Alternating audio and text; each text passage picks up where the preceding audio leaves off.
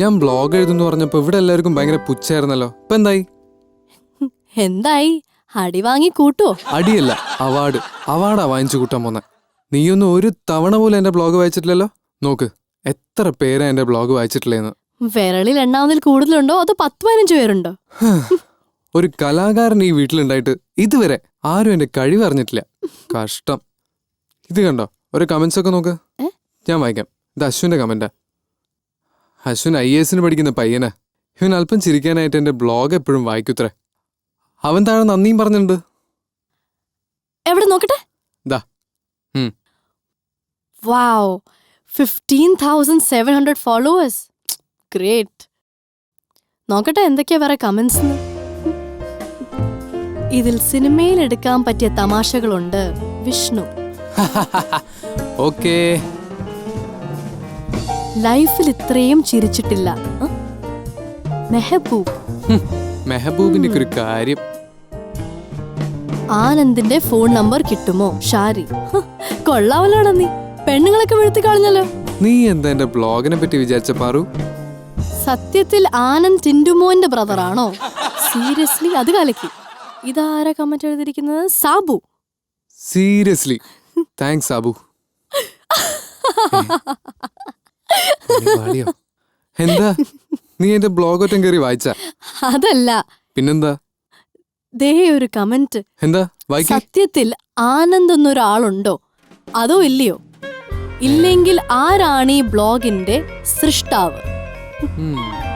അല്ല, ഇനി അങ്ങനെ ഒരാളുണ്ടെങ്കിൽ അയാളുടെ തലയിൽ ചെന്നിക്കുത്താണോ എന്ന്. എന്താ അവൻ ഇവിടെ കാര്യം? അയാളുടെ നാട്ടിൽ ആരോ ഇത് വായിച്ച് വലിവ് കൂടി മരിച്ചു എന്ന്. അയാളുടെ പേര് എടോ വൃത്തിട്ടവൻ ഇവനായിരുന്നോ? ആരാ നല്ലവനായ നാട്ടുകാരൻ?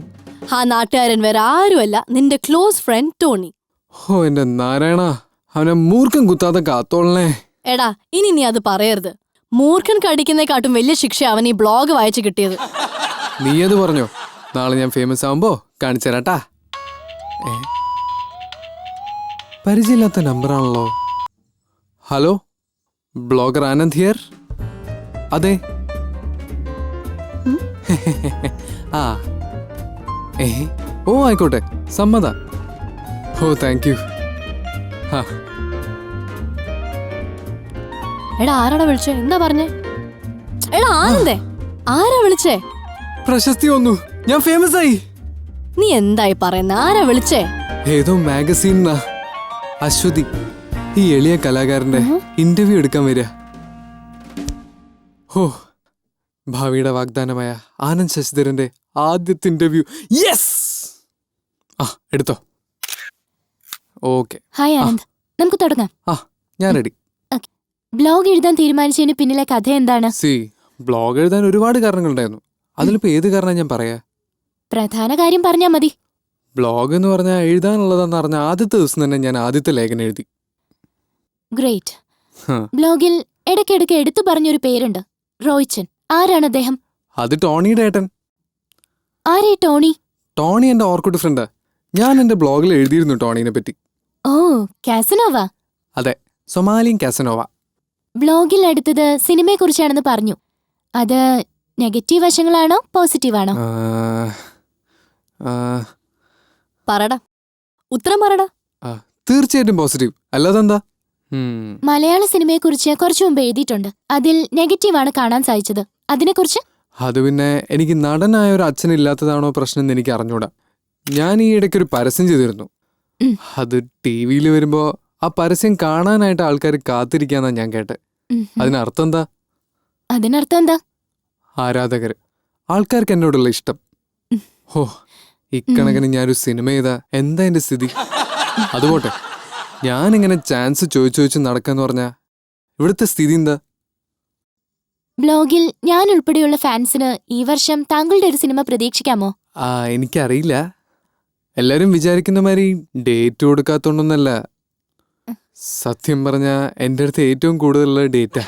ആ സത്യം ഈ ഡയറക്ടേഴ്സൊക്കെ അറിഞ്ഞിരുന്നാൽ കൊള്ളാം. പിന്നെ ഈ പുതിയ ആൾക്കാർക്കൊക്കെ ചാൻസ് കൊടുക്കുന്ന അനിയൻ സാറിന്റെ പടത്തിൽ അഭിനയിച്ച് ഞാൻ വലിയ സ്റ്റാർ ആവുമ്പോ ഇവരൊക്കെ ഡേറ്റും ചോദിച്ചു വരും. അതാ ഇപ്പൊ സംഭവിക്കാൻ പോകുന്നത്. ഇനി 2-3 സ്നാപ്സ് കഴിഞ്ഞ് നമുക്ക് ചോദ്യാവാം. എന്താ? ഒരു മിനിറ്റ്. ചാമ്പിക്കോ.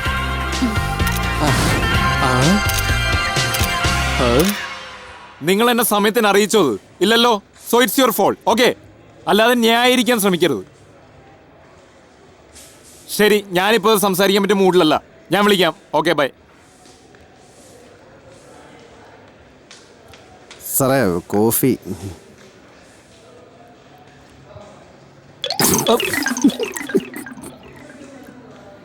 എന്താണ് എത്ര കിണിക്കാൻ? ഒന്നുമില്ല. പിന്നെന്തിനാ ചിരിച്ചത്? സാറിന്റെ വായ്പുള്ളി കണ്ടപ്പോ ചിരി സഹിക്കാൻ പറ്റില്ല. അത്രയ്ക്ക് തമാശയാണോ?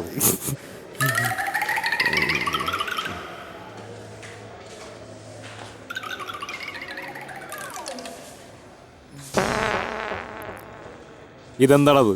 കോഫി. ആരാ ഉണ്ടാക്കിയേ? ഞാനാ. ഇങ്ങനെ കോഫി ഉണ്ടാക്കി കൊടുക്കുമ്പോൾ കസ്റ്റമേഴ്സിന്റെ അടുത്തൊന്ന് പറഞ്ഞ് മനസ്സിലാക്കണം ഇത് കോഫിയാണെന്ന്. കേട്ടോ? ഓവ്. എന്തോ ഇത് കോഫിയാണെന്ന് ഞാൻ വിശ്വസിക്കുന്നില്ല. എനിക്ക് തോന്നുന്നില്ല. ഇങ്ങനെയാണോ കോഫി ഉണ്ടാക്കുന്നത്? സാറിനോട് ഇതെങ്ങനെ പറഞ്ഞ് മനസ്സിലാക്കണമെന്ന് എനിക്കറിയില്ല. അമ്മയാണ് സത്യം. ഇത് കോഫിയാണ്, കോഫിയാണ്, കോഫിയാണ്. ഇങ്ങനെയാണോ നീ ഇവിടെ കസ്റ്റമേഴ്സിനെ ഡീൽ ചെയ്യുന്നത്? അല്ല സാറേ, ഇതുവരെ ഒരാളും എൻ്റെ അടുത്ത് ഇങ്ങനെ ചോദിച്ചിട്ടില്ല. എൻ്റെ വായ പൊള്ളിയത് നോക്കിയപ്പോഴെനിക്ക് മനസ്സിലായി നീ വായ നോക്കി ഇവിടെ സമയം കളയുന്നെന്ന്. നോക്കി കഥ ചെന്ന് നല്ലൊരു കോഫി ഇട്ടിട്ട് വാ. ദാ പോയി വേറെ കോഫി എടുക്കാൻ.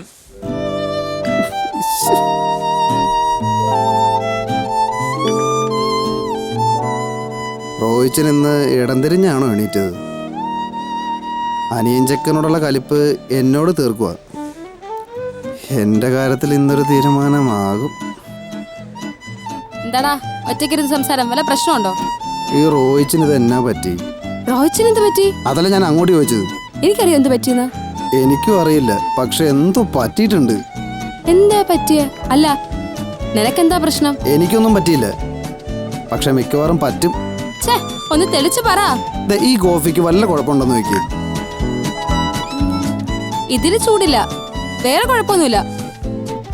ചൂട് നേരത്തെ ഉണ്ടായിരുന്നു. കുടിച്ചപ്പോൾ റോയ് സാറിന്റെ വായ പൊള്ളിയതാ. അതിന്റെ പേരിൽ എന്നെ ചാടിക്കടിക്കുകയും ചെയ്തു. അതെന്തേ ആ കോഫിയുടെ നേരെ വായിൽ ഒഴിച്ചു കൊടുത്തേ? ദേ, തമാശകളാ. ഞാൻ ചൂട് കോഫിയാണ് കൊണ്ട് കൊടുത്തത്. അത് കോഫി അല്ലാന്നും പറഞ്ഞ് എന്നെ ചീത്തയും വിളിച്ച് വേറെ കോഫി കൊണ്ട് കൊടുക്കാനാ പറഞ്ഞത്. വേറെ കോഫി ഉണ്ടാക്കി കൊടുക്ക്, പ്രശ്നം തീർന്നില്ലേ? വേറെ കോഫി ഉണ്ടാക്കി തരാം, പക്ഷെ തന്നെ അങ്ങ് കൊണ്ട് കൊടുത്താൽ മതി. നീ കോഫി ഉണ്ടാക്ക്. എന്താ പ്രശ്നം എന്ന് എനിക്കും അറിയണം. ആ, അത് വേണം. ദേ, കോഫി ചെല്ല് കൊണ്ട് കൊടുക്ക്, കാണട്ടെ ഈ എങ്ങനെ ഉണ്ടെന്ന്. ഇതിനൊക്കെ ഒരു നാക്കുണ്ട്, കണ്ടു പഠിക്ക്. ഓ.